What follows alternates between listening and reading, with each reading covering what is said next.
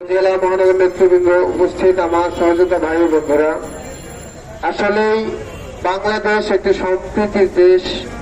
এখানে আমরা হিন্দু মুসলমান মিলেমিশে বসবাস করে করছি। আমাদের মধ্যে কখনো কোনো বিভেদ দেখা যায় না, কিন্তু ইদানিং দেখা যাচ্ছে কিছুদিন পর পর হিন্দু এবং মুসলমানদের মধ্যে একটা কেমন জানি একটা যুদ্ধ লাগানোর জন্য আমার মনে হয় পিছনের থেকে কেউ কাজ করতেছে।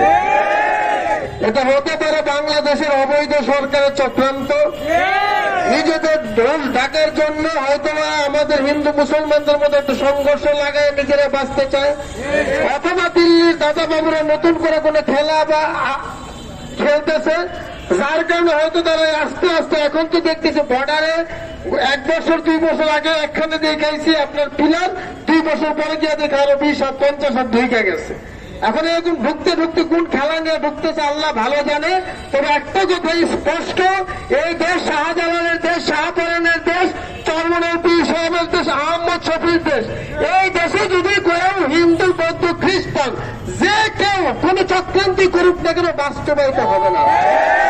হিন্দুরা যদি রাজা গৌর গোবিন্দের বেশে বাংলা যদি আসতে চায়, আমরা মুসলমানেরা বসে থাকবো না। শাহজালাল উত্তর সঙ্গে শহীদদের রক্তের বিনিময়ে বদলা নিয়ে যাবে। আমার তো অভিজিল্লা বিল্লাহ। আসসালামু আলাইকুম রহমতুল্লাহ।